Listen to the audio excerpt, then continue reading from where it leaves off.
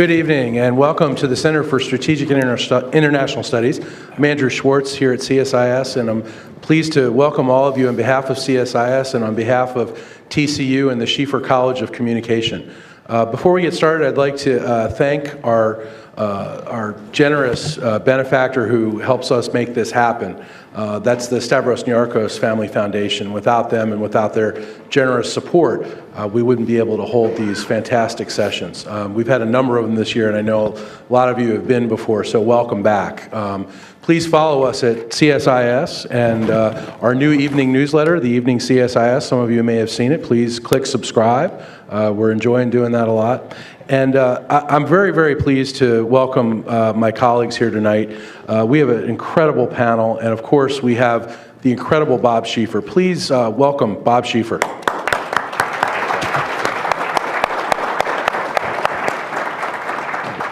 It's always a compliment to me that you'll get a crowd this size when the weather's like it is. So thank you all for coming. We're very pleased to have you. Well, we try to stay on top of the news, and I don't think we've ever been as on top of the news when you put together a panel on terrorist extremism. Is that the appropriate We'll talk about what now? we call it, in a second. Because as you know, they've just had 2 days of this over at the White House, and that's obviously where we want to start. Juan over here, Juan Zarate is Senior Advisor, CSIS. He is the senior national security analyst for CBS News, visiting lecturer at Harvard, national security and financial integrity consultant. He served as deputy assistant to the president and deputy national security advisor for combating terrorism in the Bush administration. He was at the Treasury Department before he came to that job, and he is also a former, and I didn't actually know this, and I've known Juan for years, he's also a former federal prosecutor who served on terrorism prosecution teams prior to 9/11, including the investigation of the USS Cole. Farah Pandit is adjunct senior fellow on the Council on Foreign Relations. She is the first ever special representative to Muslim communities from the government. She has been a political appointee in the George H.W. Bush, George W. Bush, and Barack Obama administrations. Appointed the first ever special rep to Muslim communities in 2009 by Secretary of State Hillary Clinton. She has traveled to more than 80 countries and launched youth-focused initiatives, also the main architect of the Women in Public Service Project. In January of 2013, she was awarded the Secretary's Distinguished Honor Award. And to my left here, Nancy Youssef, senior national security correspondent for the Daily Beast. Before that, she was the Pentagon correspondent, national security reporter, and a bureau chief for the McClatchy newspapers throughout the Middle East and Cairo. She has covered the war in Iraq. She did have one stint as their Baghdad bureau chief, and she has just been all over that part of the world and all over these issues. So I think what we start with here is this summit that they had at the White House, and I'd like to hear from Juan and Farah.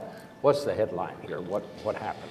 Well, I think the White House was trying to draw attention to this notion that the problems that we're facing around the world, the problems of terrorism that link the lineage from Al-Qaeda to the Islamic State, really has an ideological underpinning. And I think the headline here is the fact that the White House itself was willing to gather people around this very theme and issue, because I think in many ways the Obama administration came in to power not wanting to necessarily talk about these issues or even focus on them. The realities of the world, the nature of this movement has, I think, forced this upon us. And I think the headline, for me at least, is that the White House is actually committed to providing some leadership on this issue and is now talking about this issue not as some bygone issue of the past, a creation of prior grievances, but really a generational struggle that's impacting Muslim communities around the world. And so from my vantage point, It's really the recognition that this is a long-term struggle and challenge, and that it's President Obama himself recognizing that and galvanizing interest to it. Farah, what do you see as the headline here? So I would absolutely agree with Juan, and I mean, I think it's really striking. I mean, you know, Is there anything different here? So not thematically, except for what Juan just said about the ideological and the violent ideology and the non-violent ideology. The president pointed that out very importantly. What is basically building the ecosystem from which the bad guys are recruiting? And I think he did a pretty good job of explaining the reasons why that ideology, both violent and non-violent, are important. But the other thing that I thought was very striking, I mean, just sort of sitting back and being there yesterday, was, you know, the president started off his administration very carefully looking at Muslims around the world. And in his inauguration speech on the steps of the Capitol, inserted for the first time in American history this plea to Muslims to say, I'm working with you, and goes to Ankara and then goes to Cairo and gives a Cairo speech. And here we are in 2015, and this is the speech that he gives. Guess what? The world is a really dangerous place, and Muslims, you need to help me lead in this effort. And so that pivot, that change, that texture is actually very important to me. And I think that the final thing is, and not, you know, I think we'll get more into this, but when you look at the creation of this White House summit, the 3 days of events and how they did this, they were really trying to point to communities and say, government can't do this alone, we need to do this in partnership with you, and then very importantly, underscored the fact that, hey, guess what? Not only can government not do it alone, but we really need the private sector to help us get these ideas off the ground. And so those are some of the sub-themes that I think came into the conversation. Nancy, you always concentrate on the military parts of this a lot of the time, and also you have seen this from overseas as well as here. How do you think this is going to be received in the other parts of the world? Well, I think it's interesting we're having this discussion 7 months into a U.S. military campaign. The language, the terminology, the foe we faced 7 months after striking in Iraq and Syria and defining this as the Islamic State, as a threat that demands military action. And only now we're talking about the terminology in terms of what that threat is. So it's interesting to me that that's the sort of direction that the conversation has taken. What I worry about as someone who spent a lot of time in the region is how we use the term Islamic, in that if we put too much of the focus on that discussion, then I fear that we're playing into the game of the very people that the U.S. is looking to fight. That is, that it's a battle of Islam versus the West, if you will. And at the same time, if that discussion doesn't happen, that we don't have a real understanding of what we're confronting. How much of this is about ideology? How much is it about a sort of hijacked version of Islam? How much of it is about governance? How much of this is about poverty? And so I think it's part of a bigger discussion, and it's nice to see that that first step is happening. But I think for the region to not take it as about Islam and that sort of binary question, if you will, that it has to be part of that broader discussion. I want to go back to you and talk to you about what some of the leaders out there are doing, because I think that's something we do need to talk about. But one, I want to go back to you because you, if memory serves, helped prepare George Bush for a summit very much like this.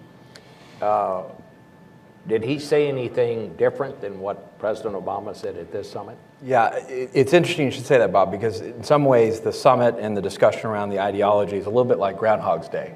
And Farah can speak to this, sort of having been in multiple administrations. The conversations are largely the same, but I'll point to something, and I brought it here so I get the wording right. We struggled mightily internally to talk about how you describe the ideology. To Nancy's point, the idea that you do not want to offend your allies, you certainly don't want to describe the threat in terms of a war on Islam, and you want to be very sensitive about this. Keep in mind, President Bush, 6 days after 9/11, visited the Washington Mosque to make these precise points. He went there in 2007 for the 50th anniversary of the laying of the cornerstone for the Washington Mosque. And so he and the administration were at pains to try not to offend and to try to be sensitive to this. But we had mighty debates, and the debates were not resolved. We had a very important speech the president wanted to give on October 6, 2005. And this is the way the debate was resolved. The president said, "Some call this evil Islamic radicalism, others militant jihadism, still others Islamo-fascism. Whatever it's called, this ideology is very different from the religion of Islam. This form of radicalism exploits Islam to serve a violent political vision." He then goes on to explain what that is. And the purpose of this speech was to define clearly what the ideological underpinnings of this generational struggle was about.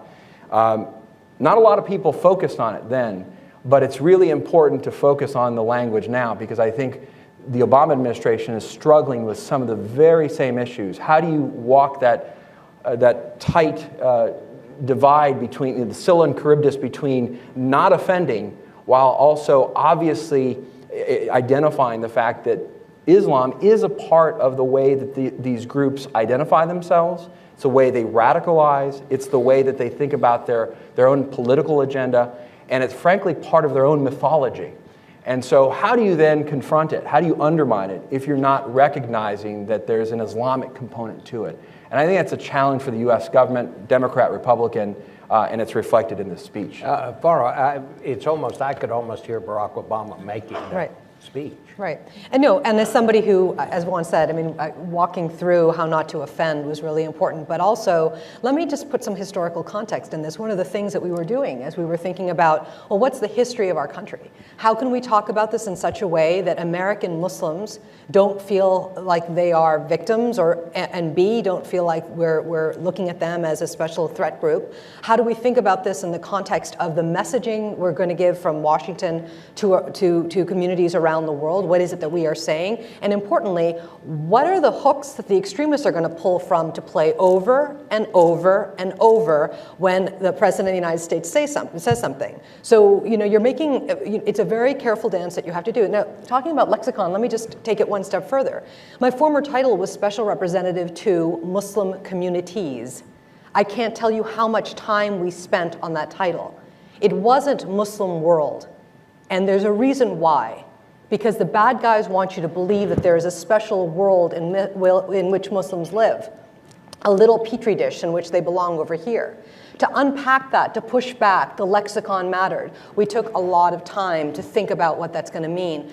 In the current moment right now, it's become so partisan and so inflamed that nobody is actually thinking through the elements of speech and what matters. The final thing I'll say is something that the president alluded to in his speech yesterday's speech, because he's given two, but it was to a domestic audience. He talked about Islam in America.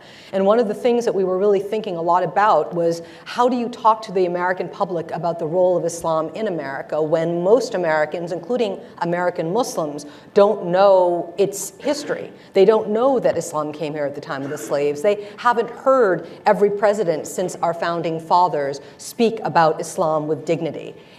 I don't want to give an American history lesson, but I learned on the job, and I had to, because when you're overseas and audience is asking you, is America at war with Islam? Or they're going to the Clash of Civilizations article that Sam Huntington did in 1993 and saying, is this what's going on? You must have your data, you must have your facts, and we must know the timeline of American history to be proud of who we are in terms of the legacy of Islam in America, and thank goodness, the way every single president in our country has spoken about it with dignity, consistently.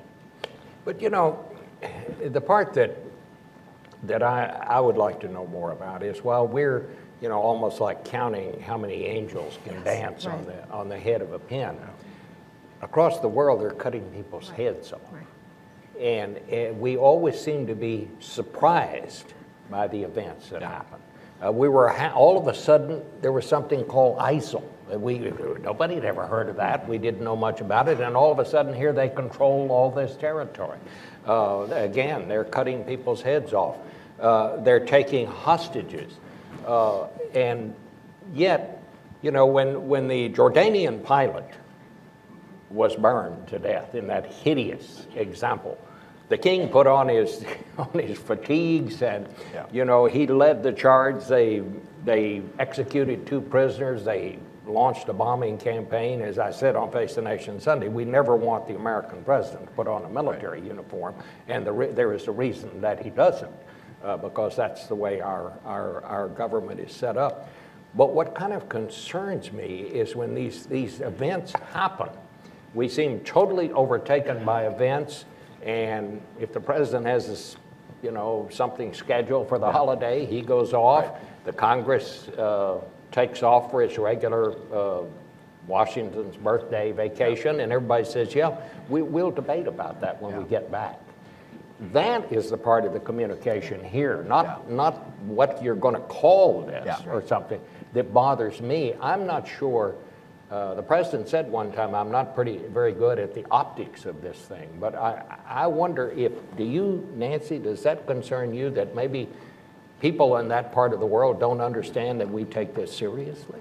Well, it's interesting that... we obviously are launching hundreds of bombing campaigns, and they understand what that is, but... Well, there are a number of points. One of the reasons we're seeing this over and over again is because in some cases it's the very same people, literally the same people. In the case of Iraq, the Islamic State was born out of al-Qaeda in Iraq. If you look at the Mosul campaign, which was the Islamic State's takeover of the second biggest city in Iraq, it was very similar to the campaign they used to launch in 2005 and 2006 against the U.S. troops. It just happened to go much faster. And so I think in this effort to say that we're done and we've won and we don't want to spend any more money, there's a premature call of victory, and it always ends up being a fragile victory. On top of that, you have a region that, in a way, is not dealing with the issues. You can keep fighting, but if there are still governance problems, if you still have prisons in which you mix various jihadi groups together and then release them 5 years later and allow them to sort of practice what they've learned in prison, then how do you have any hope of really ending the problem? And so it's this balance, right, between how much you put in the military and how much can you depend on the military solution and the systemic problems that have defined the region for the last 50 years. And so I think that's one of the reasons that we tend to be surprised. We're so eager to say that things are done. What we learned in Iraq and in this latest iteration is that the peace that we claimed in 2011 was very, very fragile, and that the reality is it's not something you declare victory on. Look, if the war in Syria ended tomorrow and ended cleanly, which is not going to happen, but if it were to happen, we'd still be dealing with this for a decade plus, because you have fighters coming back, you have all these sort of second and third order effects. And that's if it ended tomorrow. So I think we're just so eager to say that something's done and that we can walk away, rather than accepting the fact that this is a problem that will manifest itself in some way, certainly for the rest of my life, and maybe for the lives of the generation after us. Bob, can I jump in here? Because you raise a really important point. Nancy has really highlighted it. This ideology actually manifests itself in the real world. And the one concern I have coming out of the CVE summit is that we tend to think of countering violent extremism as some sort of ethereal long-term challenge. How do you undermine the message? How do you inoculate at-risk communities? How do you intervene and prevent? All that's very important.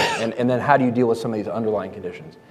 But the reality is, in the current environment, to your point, the ideology is actually manifesting in some incredibly virulent and violent ways. Right? So in the first instance, you have groups that are adapting in this environment and individuals who realize they can have strategic impact, as with the Charlie Hebdo attacks or the attack on the kosher market, that have much broader impact on the debates around pluralism, debates around anti-Semitism, accelerating Jewish migration out of France. These were three guys with attacking in Paris. This wasn't a 9/11 style attack, but look at the strategic impact they had. That's an ideological manifestation of this threat.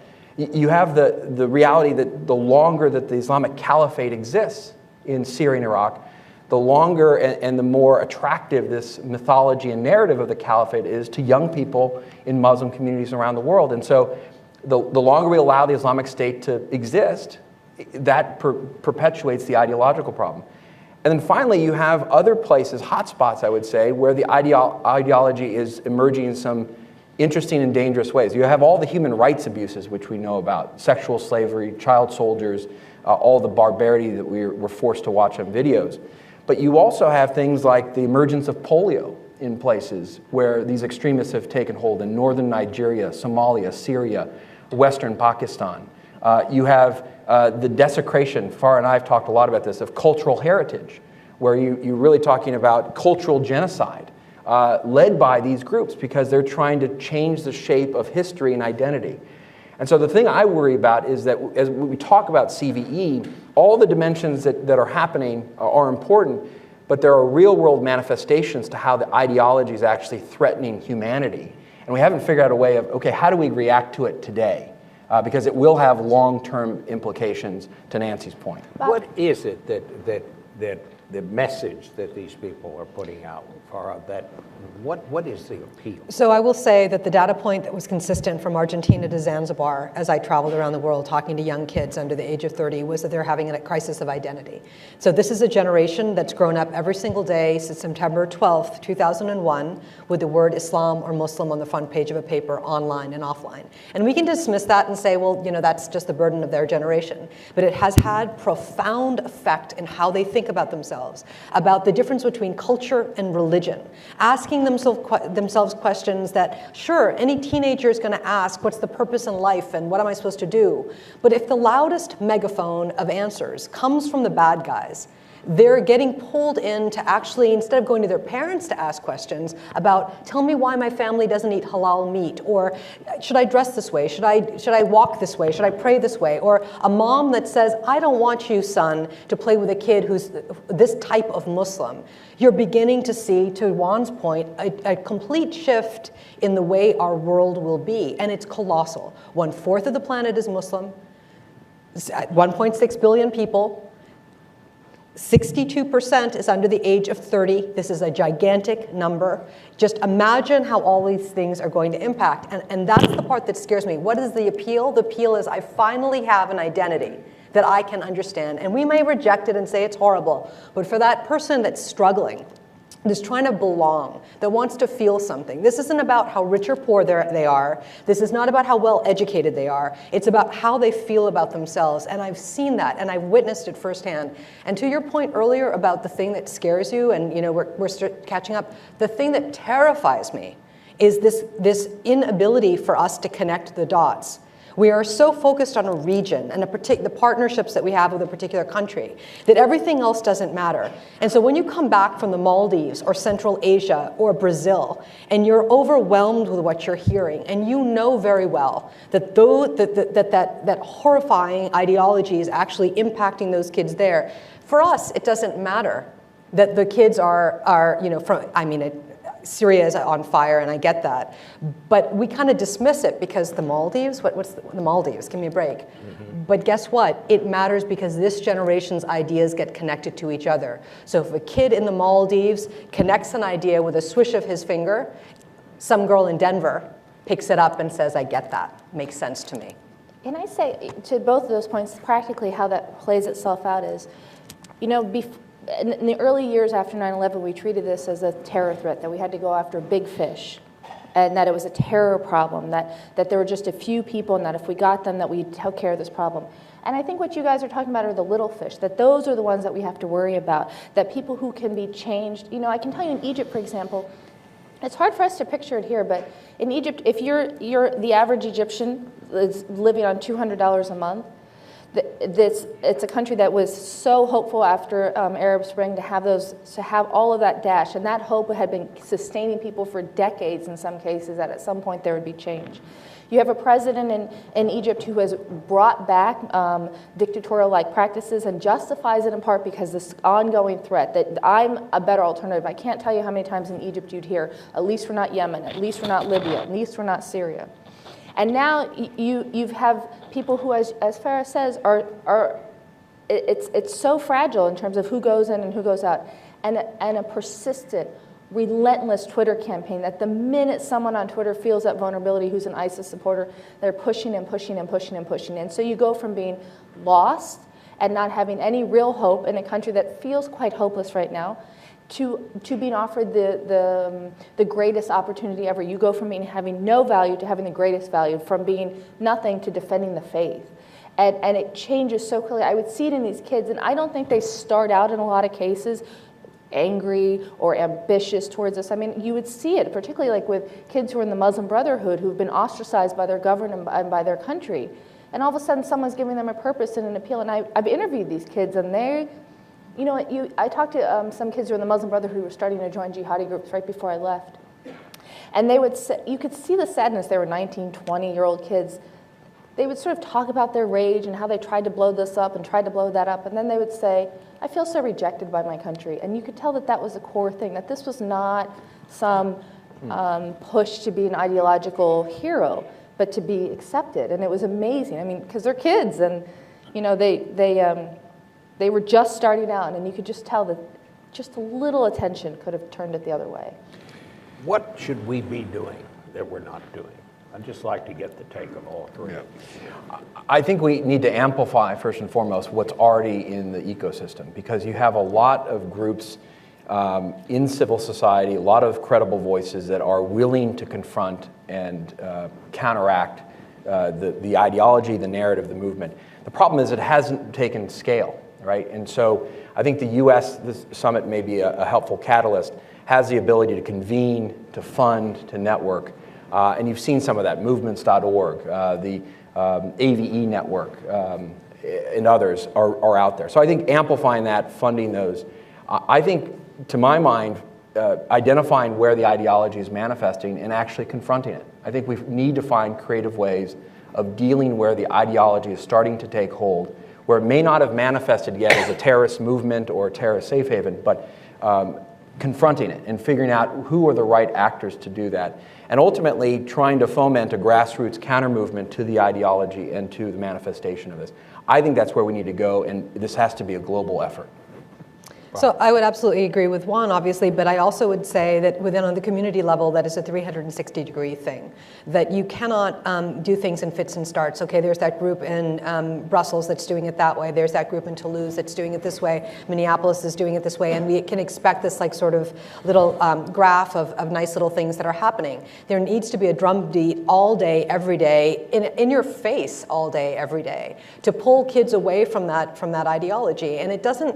A lot of people get very uncomfortable about that, but it has to be a consistent, generational, all-day, everyday thing that they're seeing. Because if we only say, boy, this is happening right now because there's going to be foreign fighters, or this is only happening because we are now in this part of the world, and we look at it that way, you're really missing things. And the kids, the thing that scares me, by the way, about the foreign fighters are not the ones who have gone and might come back. It's what's left, what's there in the ecosystem that's still growing.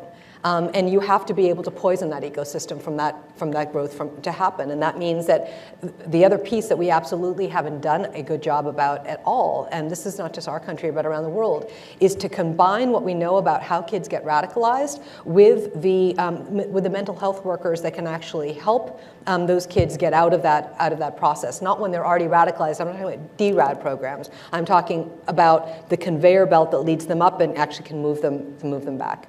Talk a little bit about the military situation. For example, what's going on right now in Egypt? I'm very interested in that. So Egypt, on Monday, launched airstrikes into Libya. So actually, I should back up and say Egypt has a ISIS problem, if you will, on both sides. In the Sinai, in the east, it's a population that's been ostracized for decades. I mean, they don't get a lot of government resources. Their homes have been raided and destroyed in the past few years, certainly after the ouster of Mohamed Morsi in 2013. And so there are a lot of fighters coming in there. They're already radicalized. Ansar Bait al-Maqdis, which was the jihadist group at the time, has now pledged allegiance to the Islamic State. Meanwhile, in Libya, you've had a collapsed state with competing governments backed by rival militias. And Egypt, frankly, has been hankering to go into Libya and try to take care of this problem because a lot of the trainers, or the weapons, the equipment, the fighters travel from Libya to the Sinai. I mean, it's literally a direct. You can see it happening. And so they were really eager to do something about it because they see it as an existential threat, and in many ways it is.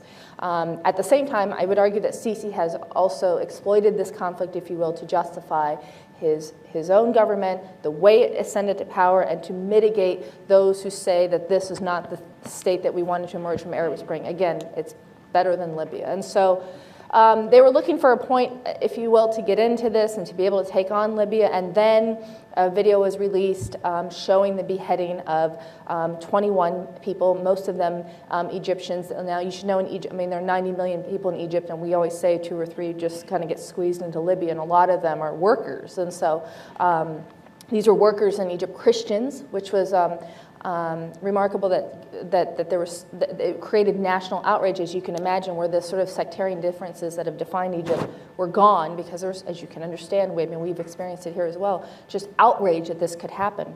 And so Egypt goes in and does these strikes, a day of strikes. I would argue that they were as much a show of force and a response to the public as they were about a serious military effort, because we haven't really seen much since. And Egypt will say they're officially not a part of the U.S. coalition, because they say, why would we join the coalition in Iraq and Syria? We have an ISIS problem in North Africa, and they're asking the U.S. for help on that, and getting sort of a mixed response, because things have been rather tense between the United States and Egypt since Morsi's overthrow and Sisi's ascension. And so you have an Egypt that is trying to confront the spread of ISIS in North Africa, and at the same time, you have a very tense relationship, which is sort of extraordinary. After $40 billion, there's not that alliance that one would think. Now, the U.S. military response is that we shouldn't exaggerate the ISIS threat in North Africa, that they are exploiting the jihadi groups that are already there, Ansar Sharia in Libya, and as I said, Ansar Bint al-Maqdis in the Sinai, that this is a nascent threat, and that they are using the name and sort of the inspiration of ISIS rather than actively joining the Islamic State. I think that's true now, but I think things could change very, very quickly when you have 2 ungoverned spaces that are riddled with jihadists. How would you sum up where we are in this across the region? Because I must say I'm the only one who is old enough to remember Vietnam. And the kind of the world in Vietnam was the good news that we always got was never quite as good as we were told that it was, and the bad news was always worse than we were told that it was.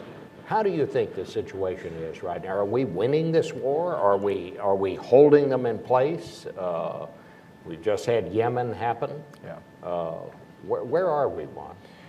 Well, Bob, I think we have to check ourselves, to your point. You know, these aren't 10-foot giants, right? And there are conditions in the environment that play against them. There isn't unity among the jihadis, and we can play off of that. We've got huge advantages with our allies in the region. But to answer you bluntly, I think the threat is growing more dangerous and more diverse. You have more geographic safe havens for these groups to operate. You have this ideological ligament that ties these groups. And so the Pentagon statements on this are almost in opposite to what the problem is. It doesn't matter what banner these groups are actually flying. The fact that these groups actually can operate and are effective is really the problem, whether it's an Al-Qaeda banner or an Islamic State banner or something else. And I think what you've had is this allure of foreign fighters, now numbering over 20,000 from 90 nations, being sort of lured by the Pied Piper dimension of the social media and attractiveness of this narrative, some of which is really this allure to the heroic identity. And I think really we're facing a much more dangerous and diverse environment. And you hear this from counterterrorism officials, all my old buddies who have to testify and talk about this. They talk about a more diverse threat from a geography, from a nationality, and from a group perspective. And the challenge, Bob, to your earlier question is how do you get ahead of the problem? How do you anticipate, perhaps even predict where the new challenge and the new threats will come? And I think that's really difficult. That's what the intelligence community is always asked and tasked to do. From a policymaker's perspective, the challenge is how do you shape the environment so that you're able to, at a minimum, contain the reach of these groups, and in maximalist terms, actually end up defeating them. And I think we're a very long way from seeing that end goal. And Nancy, is the threat to the U.S. homeland today greater or lesser than it has been? I think it's greater for a lot of different reasons, but I also want to say one thing before I get to that in terms of what we should do. There's what Juan was saying about we know the tools that we need to scale up and mobilize all day 24/7. But then there are the tools that governments must do that we haven't done. Our government and governments around the world. And yeah, okay, this is going to be controversial. But there are countries in the world, Saudi Arabia for one, who is building an ecosystem that is helping this ideology thrive. And we have tried to parse this conversation in 1,000 different ways. And as far as I'm concerned, until we are honest about what is going on, we cannot get past it, first of all. In Saudi Arabia. What they're doing on the ground. And I'm not just talking about madrasas. I'm not just talking about textbooks. I'm talking about building a systematic approach globally that is changing the environment for millennials so that within one generation they're moving in a particular space. We never talk about this. And I know we're in Washington and this is a political place. But for me, if you're going to be serious about stopping this, and if you have to name the fact that we, A, want to win this ideological war, if you are committed to winning it, then you need to be committed to talking about why the bad guys are so advanced. And there are many elements to that. Diversity of issues that Juan spelled out, including, by the way, we haven't talked about. But if you're al-Baghdadi and you're thinking down the pike, how am I going to build the recruits? You want a bunch from the West, and he's done a very good job of bringing those recruits in. But he's also done a very good job of now moving women in a different direction. And why are we catching up with this? We should have been on top of that. And children and others. So for me, looking down the pike and looking at the real world and stop being so politically sensitive about what we're doing, because if we're talking about defending the homeland, you can't defend the homeland if you are not being clear and precise about what not just the group threat is, but the ecosystem in which they thrive. To your second point about where we are in terms of the threat here, look, when I was working with Juan in the Bush administration, right after the Danish cartoon crisis, we were totally caught off guard. Our country was caught off guard, Europe was caught off guard, that something that could happen in Copenhagen could have an effect on a life in Kabul. I mean, now we get it, it's all fine. But in 2006, 2007, we were really not where we needed to be. And we were a little cocky, I will say, about where we were with American Muslims because we felt like our narrative was different. We're not like the Europeans. This can't hit us. We kind of had a little bit of an approach of, because we're so different, we never colonized, we had all these other things going for us, we are more free to be Muslim in this country than anywhere in the world, all these kinds of things, that we had some resilience here. The fact of the matter is, in 2015, guess what? It's come home. And it is here, and the things that we see happening in Europe are manifesting in communities in America that we don't like to talk about. And parents of kids who are looking at their Muslim kids going, how do I protect them, are asking themselves the question, how did we get here? How am I, a second or third generation parent, having to deal with this crazy situation where I have a kid who now has an affinity to something so crazy that I would never even imagine? So we need to recalibrate what's actually happening on the ground and understand, and I'm not trying to build a fear-mongering environment. I'm simply saying that there is so much data that we've learned since 9/11. So much about recruitment and how it's moved and how it's manifesting itself. It's time to be practical and clear and calm about how we talk about it, and in that way you can build the kind of initiatives that are needed on the grassroots level to make sure our communities are not infected with this kind of ideology. Go ahead. It's interesting how you We'll describe go this. to audience questions here after this, but I want to hear Nancy's It's thoughts interesting on you this. talk about the second and third generation because I was raised by two Muslim parents, and there was never even the luxury to indulge in such things. I mean, there were racial slurs said at us all the time, but we were so grateful to be in this country that you just dealt with it. So it's amazing to me that it was just inconceivable because you just didn't indulge in that because there wasn't the internet, there wasn't Twitter, there wasn't the sort of fanning of what was going on. There was just, you were lucky to be here. I mean, that was what I was raised with my whole life. So it's so fascinating to me to hear how second and third generation think because I just grew up in such a different mentality and it's still there in my house and within my family up until this day. In terms of the question about could it affect the homeland, there's good news and there's bad news. The good news is that relative to the European countries, the U.S. has relatively few fighters coming back, going to Syria. 150 from this country. Of course, we're much bigger, rather compared to 6,000 from France, 1,000 from the UK. The challenge is that and I look at this from a military perspective because of where I spend my days, the expectation of the world community is we are the world's military. And so when something happens in France or in the UK, the expectation is that the US military responds. When Charlie Hebdo happened, it was the US that was supposed to be taking on the AQAP threat in Yemen. Remember that some of the 3 had gone, 1 or 2, depending on who's reporting you believe, went to Yemen and got some training. And then the expectation is France is attacked and the US military has to respond because we have the largest military. And so the threat to the homeland becomes, I think, from second-order effects, that it's not necessarily just because a foreign fighter comes back, but a reaction to something that happens in Europe where they have a different problem set than the U.S. does. All right, well, let's go to the audience. Here's the lady right here on the front row, second row. Tell us who you are. Hi, my name is Christy Kaufman. I'm the executive director of a nonprofit called the Code Support Foundation, which supports military and veteran families. So we deal with a lot of the after effects about decisions that are made in DC. 2 questions. Do we actually have a strategy? Our government, do we have a strategy? And what does winning look like? I know it's a long-term thing. And how do we articulate that to the American public? I think it's an excellent question. Yeah. Juan, why don't you? It's a great question. You know, when I was in the Bush administration, we put out a strategy in 2006, and we did talk about this as a battle of arms and a battle of ideas, right? So we tried to articulate the mechanisms for what that meant. How do you intervene? How do you counter this ideology and ultimately replace it? And how do you deal with identity issues? That's a very difficult strategy to articulate. In terms of this administration, you know, the president's West Point speech is the most recent articulation of the counterterrorism strategy writ large. And that is, we are going to obviously go after terrorists when they're imminently threatening us. We're going to support our partners regionally to deal with these threats. And to the point about France, we're going to rely on key partners like the French to deal with problems in North Africa or AQIM and others.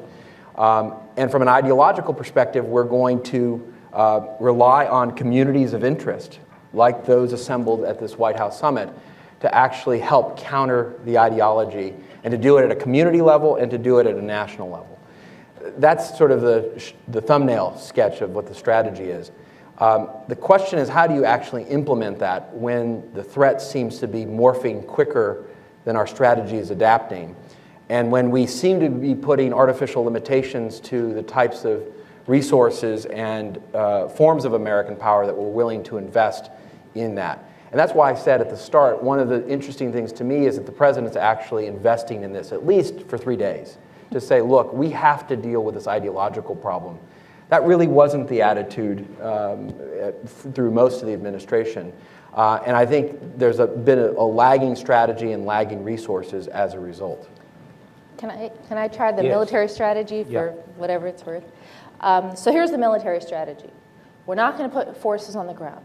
We're going to depend on local forces. So essentially, I hope I don't offend anyone, we're the Air Force for the Iraqi army and the rebels that have yet to emerge that we have trained in Syria. Okay, so the air power is going to go after ISIS and limit their mobility. That they won't have that many tanks as they had when they stole the ones we gave the Iraqi army in Mosul. They're not going to have as ability to move. They're not going to be able to take territory, which is very important because territory allows them to take money from banks. It allows them to exploit populations. It allows them crops, even things like that. Like if you keep taking property, you never have to build something new, right? You just keep going to the new resource. So that's what the air campaign is going to do. And the Iraqi army is going to come through, and once we train them up again, they're going to be able to be the ground force at some point to take advantage of the sort of containment of ISIS. The problem in Iraq is, and I'm not sure that Iraqis see themselves as Iraq the way they once did just a few years ago. There's a fascinating story in Reuters. We're talking to Kurds and Shia and Sunnis, and they see it as sort of 3 separate districts. And how do you get a majority Shia military to risk their lives to take back the Sunni-dominated area of Mosul? In Syria, the problem becomes the rebels, the moderate rebels. I mean, it's such a vague term. I don't know what it means. I mean, Nusra was considered a moderate rebel, and now they're 2 years ago, and now they're aligned with Al Qaeda. Now, the military said they've identified 1,200 that they're going to train at some point, and that will be the basis for a ground force in Syria. So that's the military strategy. Victory looks like that there's a government that can sustain those military gains such that there's not the ungoverned space in which ISIS has been allowed to operate in Iraq and Syria, strictly speaking. How long will it take to train these Iraqi troops that are going to be the ground force? Well, they say that they hope to have forces in place by summer. Today, the military was talking about its campaign to retake Mosul. They're training some forces that will allegedly be a part of a campaign that starts in March and April. So we're talking about weeks. Is there any indication that any other country is going to actually put any kind of ground forces in? No. A lot of offers to hold our coats, but nobody. A lot of offers to do airstrikes, a lot of offers for ISR. I think the Jordanians are great for things like intelligence gathering. But no, there's because what army could take this on? And so yeah, there's no. I've never heard the Egyptians or the Qataris say we've got a great brigade. And basically speaking, to put together the kind of force you'd need, it's going to take some time here. The conservative estimate is 3 to 5 years. Yeah. Now, Bob, in fairness, you've got the Kurdish Peshmerga, who've been incredibly courageous and forceful in pushing back ISIS, but they're not going to take Mosul. And you've had the debate with Turkey as to how forceful they're going to be. The challenge there is Erdogan wants the U.S. to deal with Assad in addition to ISIS first. And so he's not going to commit Turkish resources until that's done. And so we're talking about a Rubik's Cube meeting a three-dimensional chess game here. And the other part, Mike Morrell, the number 2 guy at the CIA, who works for CBS now, he said the other day that had it not been for the airstrikes that we launched, that he believes that ISIS or ISIL would have taken Baghdad. It would have been a fight, for sure. It would have been. But the thing is, there were militias all over that were ready to defend Baghdad. It would, I mean, some of them trained by, advised by Iran. Mm-hmm. So, it would have been a fight. It would have been a fight, and it would have been an area that they fought for. Remember that ISIS is not good at wars where they actually have to fight. We saw that in Kobani in northern Syria, where they had to fight the Peshmerga. They didn't fight for Mosul. They were handed Mosul because the forces didn't fight. So that's why Baghdad becomes so fascinating, because we have yet to see them really be able to take on a real sustained force. And Baghdad is so valuable to the Shias in particular that it would have been a fight. Next question. Let's see. Well, let's go over here, back here. I'll try to get somebody from every section here. There you go. Thank you. My name is Ivan Pliss. I'm a reporter with the Daily Caller News Foundation. Now, it's been a really strange week in the realm of ideas. We had an article earlier this week in The Atlantic asserting that, the Islamic State is in fact very Islamic, and that, it's foolish to talk about these things without entering realistically and very seriously into the realm of ideas. And my question is, to what extent does theology have consequences? What role does the United States play in talking about theology and about these things on the realm of ideas? And how do we combat a very seriously theologically driven threat? Well, fun question, thanks. I do want to say one thing to you. Do we have a general that's in charge of ideas? Do we have somebody who wakes up every day and looks at the ideological war and says, this is how we're going to play the battlefield? We don't. Really? Commander of the U.S. Civil Affairs Psychological Operations Command. That's his job. Psychological operations. Military MISO, military information support. So it's not just that piece, though. It's all of the other things that we're putting into the bucket of the soft power that person doesn't actually control.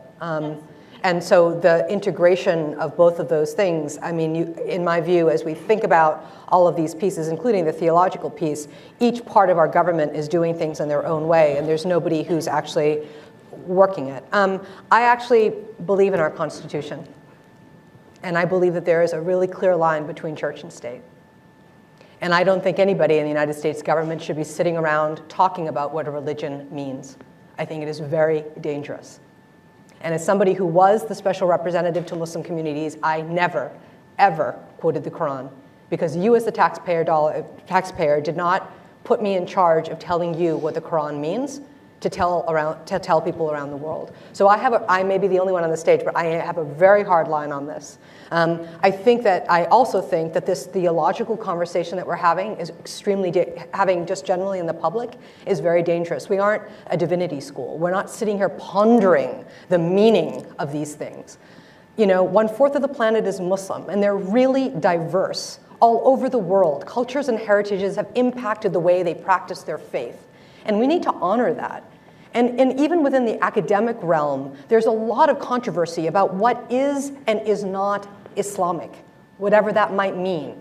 I happen to be an American, and I happen to be Muslim, but I am not qualified to sit here and tell you that something that was written at the time of the Prophet means this today. I don't feel comfortable doing that. And I think we get into very dangerous water when we start to nip and put things in little boxes. Of course, these bad guys are using the inspiration from their interpretation of a religion to do terrible things. And I absolutely believe that Muslim parents around the world need to accept that and to do everything that they can to stop their kids from being recruited based on a faulty premise of what the religion is. But it is not, in my view, the American government's responsibility to work through the Quran and start telling people who's a good Muslim and who is a bad Muslim. And my goodness, and the final thing I'll say about the diversity of Islam is, in the kind of approach that we're taking, which is only talking about the Sunnis and only talking about the Shia, there are a lot of minorities who are Muslims that are left behind. And as far as I'm concerned, it is not for me to say that a Muslim in Stockholm is more or less Muslim than a Muslim in Surabaya. And I will not say which sect of Islam are the better and the good and the bad. And I think the minute we start talking about this, we walk down a really dangerous path, and that is not the path of America as far as I'm concerned. Right. This section over here. Anybody over here? Right here. Back in the 60s. Here comes the mic. Back in the 60s, we had a lot of young people getting radicalized to conduct violence. We had in this country the SLA, we had the Red Brigades, we had the Beinhofgruppe in Germany. All these groups were being radicalized, and people's nice middle-class children were robbing banks, were killing people, were taking hostages. How is this different? Good question. I think it's a great question, and a lot of the counter movements that we've talked about have tried to learn lessons from that period and tried to learn lessons from the anti-gang initiatives and movements in certain communities, in part because you have certain strains of the recruitment and radicalization that look an awful lot like this. You look at the prison radicalization problem in the country, just generally, there are certain strands that are very similar. And in fact, one of the key initiatives to counter violent extremism is an attempt to gather former extremists of all stripes to learn lessons, to galvanize them, and then to go out and try to counter the ideology in those who are being recruited. So it's a great question. The main difference from my perspective, it goes back to this question of theology, because the difference between what you described in terms of the nationalist or other terrorist movements of the 60s, 70s, and even 80s, or even the Cold War, which is often looked to as a model for how do we engage in ideological battle. It's very different from dealing with a transnational set of actors and networks that are trying to hijack a religion, that really are trying to use elements of the theology and the mythology around it to reshape identity, and are really trying to redefine and be vanguards for Muslims around the world. I mean, their very notion, and this was in part bin Laden's doing post 9/11, was to create a Muslim awakening that would imbue this ideology, this notion that the West is at war with Islam, that there's a religious obligation to fight, there's a heroic dimension to this, and all the grievances, real and perceived, are actually to be acted upon. And I think that theological dimension in this transnational context, in the 21st century when social media can amplify at the speed of Twitter, that really is the difference between then and now. I would just add this, and this will be our last comment. It's different because the stakes are so much higher and because the weapons are so much more dangerous. It's one kind of a fight when you're fighting with axe handles or even with rifles or even with machine guns, but the fact is there are now nuclear weapons out there. If one of these groups got one of those weapons, there's no question, I would think, in anyone's mind that they would use it, and you would talk about killing hundreds of thousands of people and not just a few people. So there's always, in every movement, from the history of the beginning of mankind, there has been a strain of violence that has run through it. But I think at no point are the stakes higher than they are today because of the danger that these weapons pose. That's just my opinion, clearly labeled. And that'll have to be our last. Thank you all so much for coming. Really Thank you, Bob. Thank you very much. Good evening and welcome to the Center for Strategic and International Studies. I'm Andrew Schwartz here at CSIS, and I'm pleased to welcome all of you on behalf of CSIS and on behalf of TCU and the Schieffer College of Communication. Before we get started, I'd like to thank our generous benefactor who helps us make this happen. That's the Stavros Niarchos Family Foundation. Without them and without their generous support, we wouldn't be able to hold these fantastic sessions. We've had a number of them this year, and I know a lot of you have been before, so welcome back. Please follow us at CSIS and our new evening newsletter, the Evening CSIS. Some of you may have seen it. Please click subscribe. We're enjoying doing that a lot. And I'm very, very pleased to welcome my colleagues here tonight. We have an incredible panel, and of course, we have the incredible Bob Schieffer. Please welcome Bob Schieffer.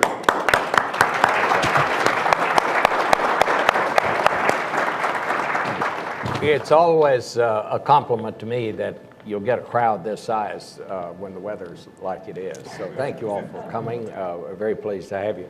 Well, we try to stay on top of the news, and I don't think we've ever been as on top of the news when you put together a panel on terrorist extremism. Is that the appropriate We'll talk about what title we now? call it, in a second. Because as you know, they've just had 2 days of this over at the White House, and that's obviously where we want to start. Juan over here, Juan Zarate is Senior Advisor, CSIS. He is the Senior National Security Analyst for CBS News, visiting lecturer at Harvard, National Security and Financial Integrity Consultant. Violent are important. But the other thing that I thought was very striking, I mean, just sort of sitting back and being there yesterday, was, the president started off his administration very carefully looking at Muslims around the world. And in his inauguration speech on the steps of the Capitol, inserted for the first time in American history this plea to Muslims to say, I'm working with you, and goes to Ankara and then goes to Cairo and gives a Cairo speech. And here we are in 2015, and this is the speech that he gives. Guess what? The world is a really dangerous place, and Muslims, you need to help me lead in this effort. And so that pivot, that change, that texture is actually very important to me. And I think that the final thing is, and not, I think we'll get more into this, but when you look at the creation of this White House summit, the 3 days of events and how they did this, they were really trying to point to communities and say, government can't do this alone, we need to do this in partnership with you, and then very importantly, underscored the fact that, hey, guess what? Not only can government not do it alone, but we really need the private sector to help us get these ideas off the ground. And so those are some of the sub-themes that I think came into the conversation. Nancy, you always concentrate on the military parts of this a lot of the time, and also you have seen this from overseas as well as here. How do you think this is going to be received in the other parts of the world? Well, I think it's interesting we're having this discussion 7 months into a U.S. military campaign. The language, the terminology, the foe we faced 7 months after striking in Iraq and Syria and defining this as the Islamic State, as a threat that demands military action. And only now we're talking about the terminology in terms of what that threat is. So it's interesting to me that that's the sort of direction that the conversation has taken. What I worry about as someone who spent a lot of time in the region is how we use the term Islamic, in that if we put too much of the focus on that discussion, then I fear that we're playing into the game of the very people that the U.S. is looking to fight. That is, that it's a battle of Islam versus the West, if you will. And at the same time, if that discussion doesn't happen, that we don't have a real understanding of what we're confronting. How much of this is about ideology? How much is it about a sort of hijacked version of Islam? How much of it is about governance? How much of this is about poverty? And so I think it's part of a bigger discussion, and it's nice to see that that first step is happening. But I think for the region to not take it as about Islam and that sort of binary question, if you will, that it has to be part of that broader discussion. I want to go back to you and talk to you about what some of the leaders out there are doing, because I think that's something we do need to talk about. But one, I want to go back to you because you, if memory serves, helped prepare George Bush for a summit very much like this. Did he say anything different than what President Obama said at this summit? Yeah, it's interesting you should say that, Bob, because in some ways the summit and the discussion around the ideology is a little bit like Groundhog's Day. And Farr can speak to this, sort of having been in multiple administrations. The conversations are largely the same, but I'll point to something, and I brought it here so I get the wording right. We struggled mightily internally to talk about how you describe the ideology. To Nancy's point, the idea that you do not want to offend your allies, you certainly don't want to describe the threat in terms of a war on Islam. He served as Deputy Assistant to the President and Deputy National Security Advisor for combating terrorism in the Bush administration. He was at the Treasury Department before he came to that job, and he is also a former, and I didn't actually know this, and I've known Juan for years, he's also a former federal prosecutor who served on terrorism prosecution teams prior to 9/11, including the investigation of the USS Cole. Farah Pandit is adjunct senior fellow on the Council on Foreign Relations. She is the first ever special representative to Muslim communities from the government. She has been a political appointee in the George H.W. Bush, George W. Bush, and Barack Obama administrations. Appointed the first ever special rep to Muslim communities in 2009 by Secretary of State Hillary Clinton. She has traveled to more than 80 countries and launched youth-focused initiatives, also the main architect of the Women in Public Service Project. In January of 2013, she was awarded the Secretary's Distinguished Honor Award.